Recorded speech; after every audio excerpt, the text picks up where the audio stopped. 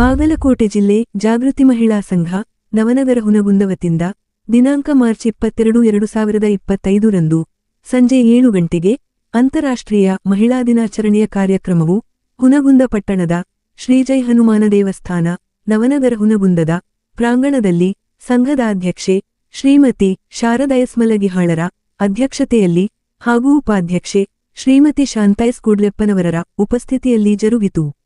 ಈ ಕಾರ್ಯಕ್ರಮದಲ್ಲಿ ಉಪಾಧ್ಯಕ್ಷೆ ಶ್ರೀಮತಿ ಶಾಂತಾರು, ಪ್ರಾಸ್ತಾವಿಕ ಪರ ಹಾಗೂ ಶಿಕ್ಷಕಿಯರಾದ ಮಂಜುಶ್ರೀಮಣಿಯರು, ಅತಿಥಿಗಳ ಪರಿಚಯ ಪರ ಹಾಗೂ ಮುಖ್ಯೋಪಾಧ್ಯಾಯರಾದ ಶ್ರೀಮತಿ ದಾನೇಶ್ವರಿ ಸಾರಂಗಮಠರು, ಉದ್ಘಾಟನಾಪರ ಶಿಕ್ಷಕಿಯರಾದ ಶ್ರೀಮತಿ ಡಾಕ್ಟರ್ ಶಿವಗಂಗಾರಂಜನಗಿರು, ಉಪನ್ಯಾಸಪರ ಹಾಗೂ ಪುರಸಭೆಯಧ್ಯಕ್ಷೆ ಶ್ರೀಮತಿ ಭಾಗ್ಯಾಶ್ರೀ ರೇವಡಿರು, ಅತಿಥಿಗಳ ಪರ ಹಾಗೂ ಸಂಘದ ಅಧ್ಯಕ್ಷೆ ಶ್ರೀಮತಿ ಶಾರದಾರು ಅಧ್ಯಕ್ಷೀಯ ಪರಮಾತುಗಳನ್ನಾಡಿ ಸಂಘದ ಸ್ಥಾಪನೆ ಮತ್ತು ಬೆಳವಣಿಗೆಗೆ ಸಹಕರಿಸಿದ ಮಹನೀಯರಿಗೆ ಧನ್ಯವಾದಗಳು ಸಲ್ಲಿಸಿದರು.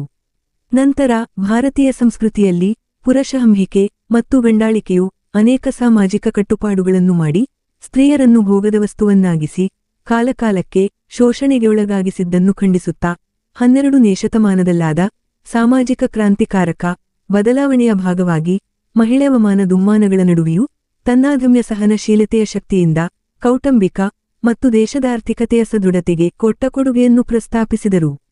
ನಂತರ ಪ್ರಸ್ತುತ ಕಾಲಘಟ್ಟದ ಸಮಾಜದಲ್ಲಿ ಸ್ತ್ರೀಯರನ್ನು ಕಡೆಗಣಿಸುವ ಭೇದಭಾವವನ್ನು ಹೊಡೆದೋಡಿಸಲು ತಾಯಂದಿರು ಬಾಲ್ಯದಲ್ಲಿಯೇ ಹೆಣ್ಣು ಗಂಡೆಂಬ ತಾರತಮ್ಯ ಮಾಡದೆ ಮಕ್ಕಳಿಗೆ ಒಳ್ಳೆಯ ಶಿಕ್ಷಣದಿಂದ ಅರಿವು ಮೂಡಿಸಿ ಪರಂಪರಾಗತವಾಗಿ ಅನುಸರಿಸಿಕೊಂಡು ಬಂದಂತಹ ಸಂಸ್ಕಾರದ ಬೀಜ ಬಿತ್ತಿದರೆ ಮಾತ್ರ ಕೀಳುಮನಸ್ಥಿತಿಯ ಬದಲಾವಣೆ ಮತ್ತು ಸಂರಕ್ಷಣೆಗೆ ಸಾಧ್ಯವಾಗುತ್ತದೆ ಎಂಬ ಮಾತುಗಳು ಪ್ರಸ್ತಾಪವಾದವು. ನಂತರ ಇಂದು ಹೆಣ್ಣಿಗೆ ಶತ್ರುವಾಗಿರುವ ಹಾಗೂ ರಾಜಕೀಯ ಕ್ಷೇತ್ರದಲ್ಲಿ ಮಹಿಳೆ ಎದುರಿಸುತ್ತಿರುವ ಸವಾಲುಗಳು ಪ್ರಸ್ತಾಪಿಸುತ್ತಾ ಸಂಕುಚಿತ ಮನೋಭಾವನೆಯ ಮನಸ್ಥಿತಿ ಬದಲಾಯಿಸಿಕೊಳ್ಳುವಂತೆ ಕಿವಿಮಾತು ಹೇಳಿದರು. ನಂತರ ಮಕ್ಕಳನ್ನು ಮೊಬೈಲಗೀಳಿನಿಂದ ಮತ್ತು ಕುರಕಲು ಆಹಾರ ಸೇವನೆಯಿಂದ ಸಂರಕ್ಷಣೆ ಹಾಗೂ ಪರಂಪರಾಗತವಾದ ಆಹಾರ ಪದ್ಧತಿ ಮತ್ತು ಸಂಸ್ಕಾರವನ್ನು ಬೆಳೆಸಲು ತಾಯಂದಿರು ಒಗ್ಗೂಡಿದರೆ ಮಾತ್ರ ಡಾಕ್ಟರ್ ಬಾಬಾ ಸಾಹೇಬರು ಸಂವಿಧಾನದಲ್ಲಿ ನೀಡಿರುವ ಸರ್ವರಿಗೂ ಸಮಪಾಲು ಸಮಬಾಳು ಹಕ್ಕನ್ನು ಉಳಿಸಿಕೊಳ್ಳಲು ಮತ್ತು ಪಡೆಯಲು ಸಾಧ್ಯವಾಗುತ್ತದೆ ಎಂಬ ಕಿವಿಮಾತುಗಳು ಪ್ರಸ್ತಾಪವಾದವು. ನಂತರ ಮಹಿಳಾ ಸಂಘದ ಸ್ಥಾಪನೆಯುದ್ದೇಶವು ಸಾಕಾರಗೊಳ್ಳಬೇಕೆಂದರೆ ಮಹಿಳಾ ಸಬಲೀಕರಣಕ್ಕೆ ಸರ್ಕಾರದಿಂದ ಸಿಗುವ ಸೌಲಭ್ಯಗಳು ಸಕಾಲಕ್ಕೆ ಪಡೆಯುವಂತೆ ಸ್ವಾವಲಂಬಿ ಬದುಕು ಕಟ್ಟಿಕೊಂಡು ಸಮಾಜದಲ್ಲಿ ಮುಖ್ಯವಾಹಿನಿಗೆ ಬರಲು ವಿವಿಧ ಕ್ಷೇತ್ರದಲ್ಲಿ ಸಶಕ್ತರಾದವರು ಸಹಕರಿಸಬೇಕೆಂಬ ಮಾತುಗಳು ವ್ಯಕ್ತವಾದವು. ಈ ಕಾರ್ಯಕ್ರಮದಲ್ಲಿ ಅತಿಥಿಗಳಿಗೆ ಗೌರವ ಸನ್ಮಾನ ಜರುಗಿತು. ಹಾಗೂ ಕಾರ್ಯಕ್ರಮದ ವೇದಿಕೆಯನ್ನು ಶ್ರೀಮತಿ ಮೀನಾಕ್ಷಿ ಕೆಸರಭಾವಿ, ಶ್ರೀಮತಿ ಸವಿತಾ ಶೀಲವಂತರ, ಶ್ರೀಮತಿ ವಿಜಯಲಕ್ಷ್ಮಿ ಎಸ್ ಕೂಡ್ಲಪ್ಪನವರರು ವೇದಿಕೆ ಹಂಚಿಕೊಂಡರೆ ಹೆಚ್ಚಿನ ಸಂಖ್ಯೆಯ ತಾಯಂದಿರು ಉಪಸ್ಥಿತರಿದ್ದರು. Loknayak Kannada news bureau report Hungund.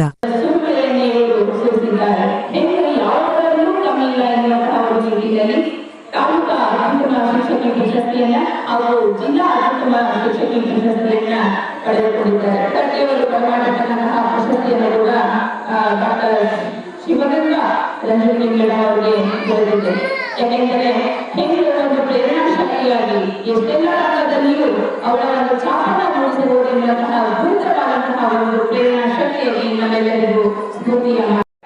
ಇವರು ಕೂಡ ಇಂಗ್ಲಿಷ್ ಪ್ರೌಢಶಾಲೆಯ ಮುಖ್ಯೋಪಾಧ್ಯಾಯರಾಗಿ ಈಗ ಪ್ರಸ್ತುತವಾಗಿ ಸೇವೆಯನ್ನು ಸಲ್ಲಿಸ್ತಾ ಇದ್ದಾರೆ. ಸದರಿಯವರು ಭಾರತೀಯ ನಾರಿ ಪ್ರಶಸ್ತಿ ಹಾಗೂ ತಾಲೂಕಾ ಉತ್ತಮ ಶಿಕ್ಷಕ ಪ್ರಶಸ್ತಿ, ತಾಲೂಕು ರಾಜ್ಯೋತ್ಸವ ಪ್ರಶಸ್ತಿ, ಕಲಾಕಿರಿಯ ಅಹಂಕಾರ ದತ್ತಿನಿಧಿ ಪ್ರಶಸ್ತಿ, ಹೀಗೆ ಪ್ರಶಸ್ತಿಗಳ ಸರಮಾಲೆಯನ್ನೇ ಅವರು ನಮಗೆ ಸ್ಫೂರ್ತಿಯ ಸೆಲೆಯಾಗಿ ಅವರ ಪ್ರಶಸ್ತಿಗಳೇ ನಮಗೆ ಮಾದರಿಗಳಾಗಿ ನಮ್ಮೆಲ್ಲರ ಒಂದು ಸಾಧನೆಯ ಸ್ಫೂರ್ತಿಯಾಗಿ ಅವರು ಕೂಡ ಹಲವಾರು ರಂಗದಲ್ಲಿ ತಮ್ಮ ಒಂದು ಛಾಪನ್ನ ಮೂಡಿಸಿದ್ದಾರೆ. ಹೆಣ್ಣು ಕೇವಲ ಅಡುಗೆ ಮನೆಯ ಸೀಮಿತವಲ್ಲ, ಅವರು ಎಲ್ಲ ರಂಗದಲ್ಲಿಯೂ ತನ್ನನ್ನು ತಾನು ತೊಡಗಿಸಿಕೊಳ್ಳಬಲ್ಲದು ಎನ್ನುವಂತಹ ಒಂದು ಮಾದರಿಯ ಶಕ್ತಿಯಾಗಿ ಶ್ರೀಮತಿ ದಾನೇಶ್ವರಿ ಸಾರಂಗಮಠ ಮೇಡಮ್ ಅವರು ಮುಖ್ಯೋಪಾಧ್ಯಾಯರಾಗಿ ಈ ಒಂದು ಪ್ರಸ್ತುತ ಸೇವೆಯನ್ನು ವಹಿಸಿಕೊಂಡು ನಮ್ಮ ಒಂದು ಸಾರ್ವಜನಿಕರ ಕಷ್ಟ ನಷ್ಟಗಳನ್ನ ಅವಲೋಕನ ಮಾಡುತ್ತಾ ನಮ್ಮ ಒಂದು ನವನಗರದ ಎಲ್ಲ ಒಂದು ಮಾದರಿಯ ಒಂದು ನಗರವನ್ನಾಗಿ ಮಾಡಲಿಕ್ಕೆ ಅವರ ಒಂದು ಶ್ರಮ ಕೂಡ ತುಂಬಾ ಇದೆ ಅಂತ ಹೇಳಿದೆ. ಸಾಕಾಗಿಲ್ಲ. ಈಗ ಕೇವಲ ಹೆಣ್ಣು ಮಕ್ಕಳು ಶಿಕ್ಷಕಿಯಾಗಿ ಹಾಗೂ ಸಹನಿಯಾಗಿ ಎಲ್ಲ ಒಂದು ವೃತ್ತಿಯಲ್ಲಿ ವೈದ್ಯೆಯಾಗಿ ಹೀಗೆಲ್ಲ ಕೆಲಸ ಮಾಡಿದ್ರು ಕೂಡ ರಾಜಕಾರಣದಲ್ಲಿ ಕೆಲಸ ಮಾಡೋದು ಅದರಿಂದ ಎಸ್.ಟಿ. ಮೇಡಮ್ ಅವರು ಪುರಸಭೆಯ ಅಧ್ಯಕ್ಷರಾಗಿ ನಮ್ಮ ಎಲ್ಲ ಹುಡುಗರು ಪುರಸಭೆಯ ಪಟ್ಟಣದ ಒಂದು ಸ್ವಚ್ಛತೆ ಆಗಿರ್ಬೋದು, ಒಂದು ಮನೆ ಒಳಗೆ ಮಾಡಬೇಕಂತ ನಮ್ಮ ಸಹೋದರಿ ಎಲ್ಲ ಮಾತಾಡಿದ್ರು. ಹಿಂಗ ಆಯ್ತು ಹಂಗಾರೆ ಮಾಡು ನಾವು ತಂದಾಗ ನಮ್ಮ ಮಂಜು ಅವರು, ಆಮೇಲೆ ಕೊಡಗಾಣ ಮಂಜು ಅವರು, ಸಿದ್ಧಾನ ಹಾದಿಮನಿಯವರು, ಆಮೇಲೆ ಅಮರಾವತಿ ರಾಜು ಅವರು ಎಲ್ಲರೂ ನಮ್ಗೆ ಭಾಳ ಇದು ಮಾಡಿ ಅದಕ್ಕೆ ರಿಜಿಸ್ಟ್ರೇಷನ್ ಮಾಡಿಸ್ಕೊಟ್ರು. ಅದರಿಂದ ಈಗ 6 ತಿಂಗಳಿಂದ ನಮಗೆ ಕಡ್ಡಾಯವಾಗಿ ನಿಂತಿದ್ದಾರೆ ಸೋದರರು ಓಣಿ ಒಳಗೆ ಎಲ್ಲರೂ ಸಂಘಟನೆ ಮಾಡಿಕೊಂಡು ಮಾಡ್ರಿ, ನಿಮ್ಮ ಮೆಂಬರ್ಶಿಪ್ ಮಾಡ್ರಿ, ನಾವೆಲ್ಲ ನಾವು ರಿಜಿಸ್ಟ್ರೇಷನ್ ಮಾಡಿಕೊಡ್ತೀವಿ ಅಂತ ಹೇಳಿ ನಮಗೆ ಹೇಳಿ ಕುಟುಂಬಿಸಿ ನಮಗೆಲ್ಲರೂ ಒಳ್ಳೆಯ ಒಂದು ರೀತಿ ಒಳಗೆ ಇದು ಮಾಡಿದ್ವಿ. ಆಗ ಈಗ ಒಂದು ಇದರಿಂದ ನಾವು ಈಗ ಒಂದು ಕಾರ್ಯಕ್ರಮ, ಮೊದಲೇ ಕಾರ್ಯಕ್ರಮ, ಅದಕ್ಕೆ ಎಲ್ಲರೂ ಇದಕ್ಕೆ ಪ್ರೋತ್ಸಾಹ ನೀಡಬೇಕಂತ ಹೇಳಿ ನಾನು ಕಳಕಳಿಯಿಂದ ಬೇಡ್ಕೊಳ್ತೀನಿ. ಎಲ್ಲ ನನ್ನ ಸೋದರರು ಇದನ್ನ ಇದೊಂದು ಕೆಲಸ ಮುಂದೆ ನಡೆಯಕ್ಕೆ ಸಾಧ್ಯ. ಅದಕ್ಕೆ ಜೈ ಹನುಮಾನ ಇದರಿಂದ ಇದು ಒಳ್ಳೆಯ ಪ್ರಗತಿಯಿಂದ ಸಾಗಲಿ ತಿಳ್ಕೊಂಡು ಹೇಳಿ ನಾನು ಮಾತಾಡಕ್ಕೆ ಅವಕಾಶ ಏನಿತ್ತು ತಾ ಮಾಡಿದ ಹೆಣ್ಣು ನಾರಾಯಣನ ಎದೆಯಲ್ಲಿತ್ತು. ಅದು ಕಾರಣ ಹೆಣ್ಣು ಹೆಣ್ಣಲ್ಲ, ಹೆಣ್ಣು ರಕ್ಷಸಿಯಲ್ಲ, ಹೆಣ್ಣು ಸಾಕ್ಷಾತ್ ಕಲಿಸಿದೆ. ನೋಡ್ರಿ, ಜಗತ್ತಿನೊಳಗ ಈ ಮಾನವ ಸಂಪನ್ಮೂಲ ಏನಂತ ಐತಲ್ಲ, ಹೆಣ್ಮಕ್ಳು ಗಂಡ್ಮಕ್ಳು ಇವರೆಲ್ಲರೂ ಸೇರಿಸಿದ್ರ ಗಂಡ್ಮಕ್ಳಷ್ಟು ಅರ್ಧದಷ್ಟು ಮಹಿಳಾ ಶಕ್ತಿನೇ ಐತಿ. ಒಂದು ಸಮೀಕ್ಷೆಯ ಪ್ರಕಾರ ನಾವು ಮಹಿಳೆ ಅನುತ್ಪಾದಕರು, ಅಕೆ ಮಲಿನೆ, ಅಕೆ ಮಾಯೆ, ಏನೇನೋ ಮಾತುಗಳನ್ನ ಹೇಳ್ತೀವಿ. ಅಕೆ ಗೃಹ ಕೆಲಸಕ್ಕಷ್ಟೇ ಸೀಮಿತ ಅನ್ನುವಂತಹ ಮಾತುಗಳನ್ನ ಪದೇ ಪದೇ ಹೇಳ್ತಾ ಬಂದೀವಿ. ಅಂತಹ ಸಂದರ್ಭದಲ್ಲಿ ಆಕೆ ಅವಲೇನಲ್ಲ, ಆಕೆ ಸಬಲೆ, ಆಕೆ ಶರ್ಮಾಣಿ, ಸರ್ವರ ಅನ್ನಪೂರ್ಣೆಯಕ್ಕೆ, ಆಕೆಯಲ್ಲಿ ಅದಮ್ಯ ಶಕ್ತಿ ಇದೆ. ಮಹಿಳಾ ಶಕ್ತಿಯ ಕೊಡುಗೆ ಏನೆಂದ್ರೆ ವಾರ್ಷಿಕವಾಗಿ ಒಂದು ಸಮೀಕ್ಷೆಯಲ್ಲಿ ಹೇಳ್ತಾ ಇದೆ ಅಂದ್ರೆ ಆಕೆಯ ಕೊಡುಗೆ ಸುಮಾರು 78,000 ರೂಪಾಯಿ ಇದೆ. ಆಕೆಯ ಕೊಡುಗೆ ಆರ್ಥಿಕತೆಗೆ. ಹೀಗಾದಾಗ ಮಹಿಳೆಯರಿಗೆ ಅವಲೇ ಆಗ್ತಾರೆ, ಆಕೆ ಸಬಲೆ ಅದೆಲ್ಲವನ್ನ ಮೀರಿ ಇವತ್ತು ಸ್ತ್ರೀ ಎಲ್ಲ ಕ್ಷೇತ್ರದೊಳಗೂ ವ್ಯಾಕ್ಷಾಳ ತನ್ನನ್ನು ತಾನು ಅರ್ಥಕೊಂಡಾಳ. ಇವತ್ತು ಹೇಳ್ತೀವಿ ಜಿಜಾಬಾಯಿ ಮಾತುಕೊಳ್ತಿರ್ತಾರ, ಭೂಮಿಯೂ ಒಮ್ಮೆ ಕಂಪಿಸುತ್ತದೆ, ಭೂಮಿಯಲ್ಲಿಯೂ ಕೂಡ ಜ್ವಾಲಾಮುಖಿ ಸಿಡಿಯುತ್ತದೆ ಅನ್ನೋದನ್ನ ಬರ್ತಿರ್ತಾರೆ. ಹೌದಾ? ಭೂಮಿ ಕಂಸಕತ್ತಂದ್ರೆ ಎಲ್ಲ ಭೂಮಿ ಮೇಲೆ ಮಾಡೋದ, ಜ್ವಾಲಾಮುಖಿ ಸಿಡಿತಂದ್ರೆ ಒಳಗ ಎಲ್ಲವನ್ನು ಸ್ವಾಹ ಮಾಡೋದು. ಹೆಣ್ಣಿಗೂ ಕೂಡ ಅಷ್ಟೇ ಸಹನೆ ಇರ್ತದ. ಇವತ್ತು ಕೂಡ ನಾವು ವೈವಾಹಿಕ ಜೀವನವನ್ನು ನೋಡಿದಾಗ ಮದುವೆಗಳು ಸ್ವರ್ಗದಲ್ಲಿ ಆಗ್ತಾವ, ಆಮೇಲೆ ವಿಚ್ಛೇದನಗಳು ಇವತ್ತು ಹೊಂದಾಣಿಕೆಯನ್ನು ಕಲಿಸಬೇಕಾಗಿದೆ. ಮಕ್ಕಳಿಗೆ ತಾಳಿಕೊಂಡು ಹೋಗುವಂತಹ ಒಂದು ಸ್ವಭಾವವನ್ನು ಕಲಿಸಬೇಕಾಗಿದೆ.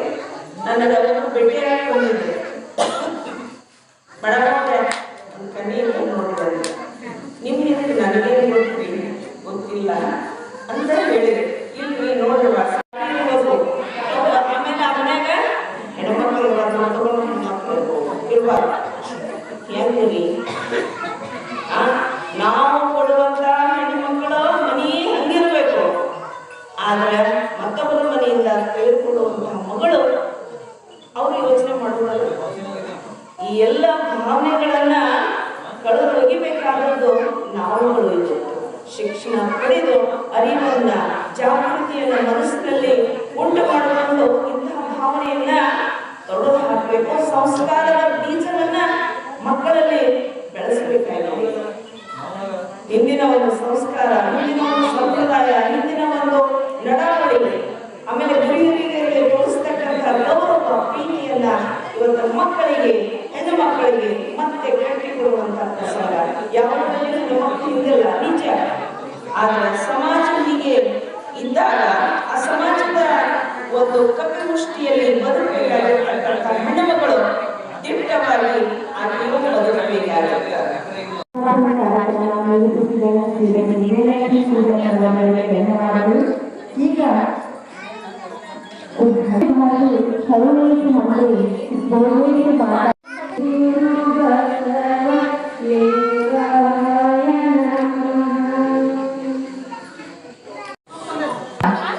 ನಾವೆಲ್ಲ ಜಾಸ್ತಿ ಮಾತಾಡ್ತೀವಿ ಅಂತ ನಮಗ ಮಾತೆ ಹೊಸ ಉಳಗ ಏನೋ ಒಂದು ಹೊಸ ಚೈತನ್ಯ ಆರಂಭ ಆಗ್ತದೆ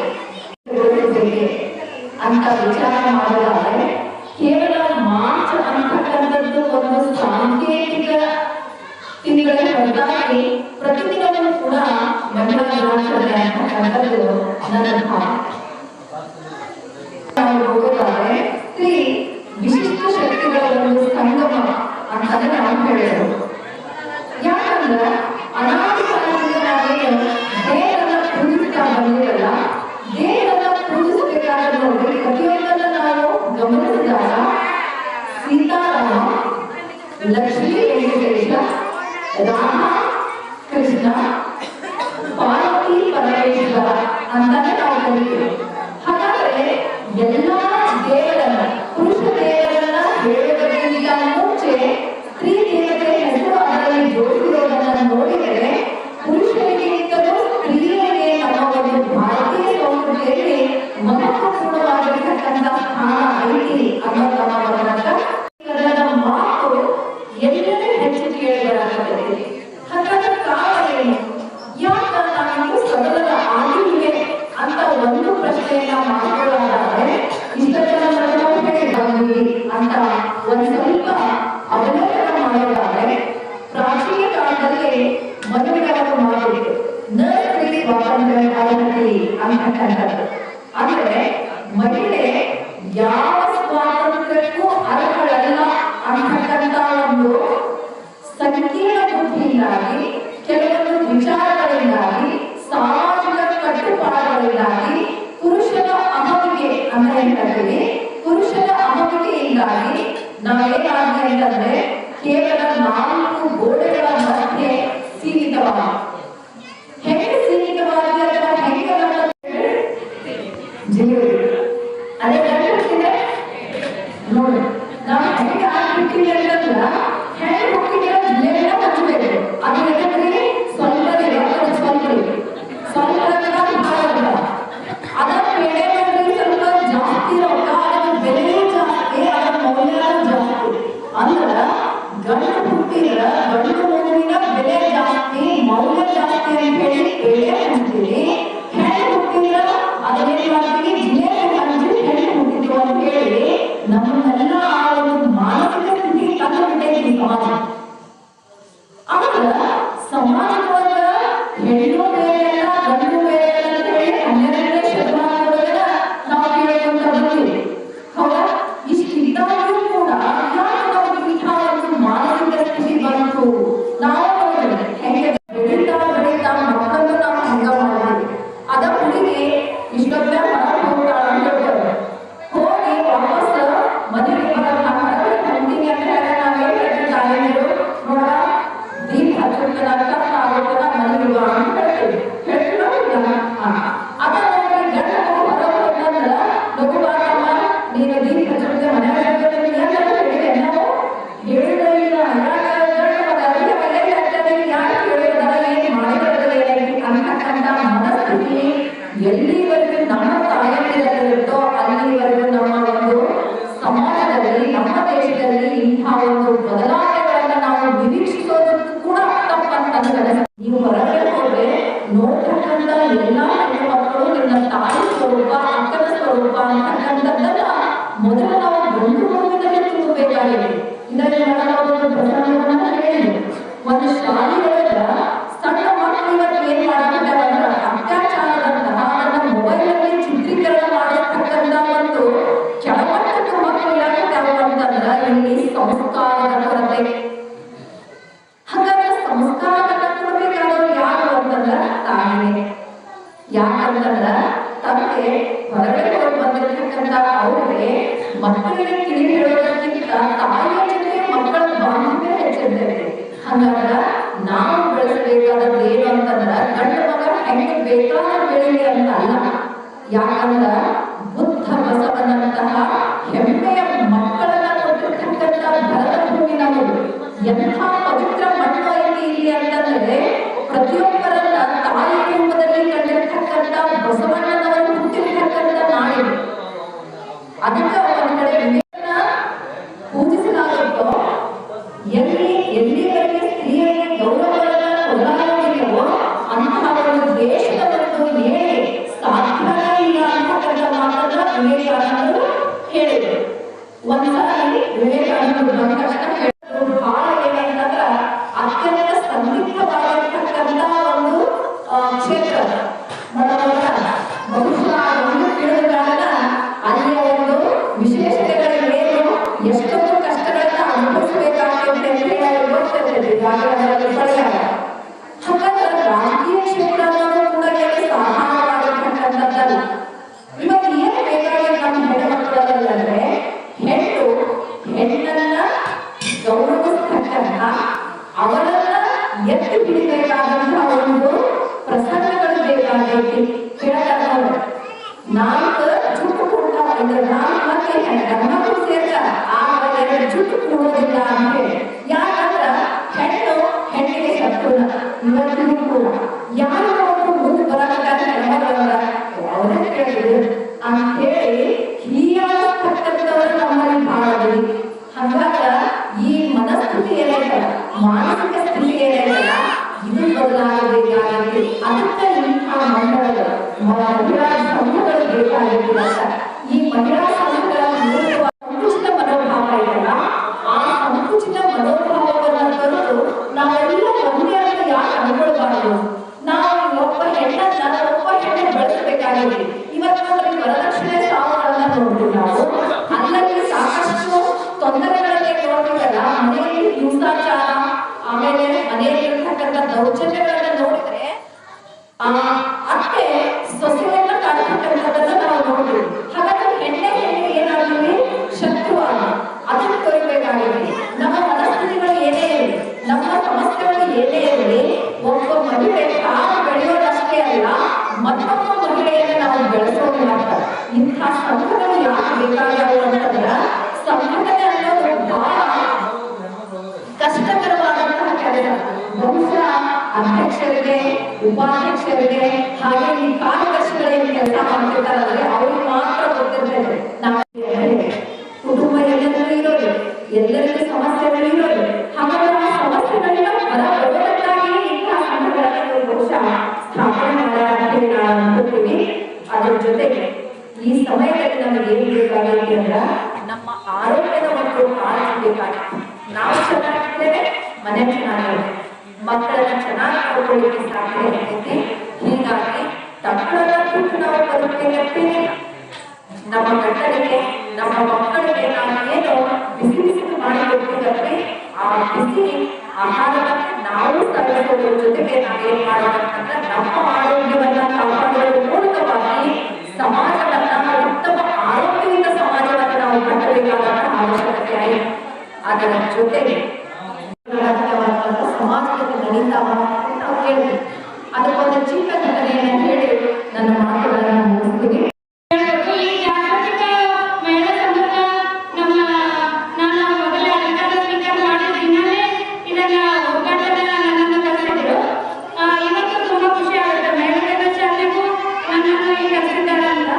ಈ ಒಂದು ದೇವಸ್ಥಾನದ ಮೂಲಕ ಯಾವುದೇ ಕಾರ್ಯಕ್ರಮ ಆಗಲಿ ಅದು ಯಶಸ್ವಿ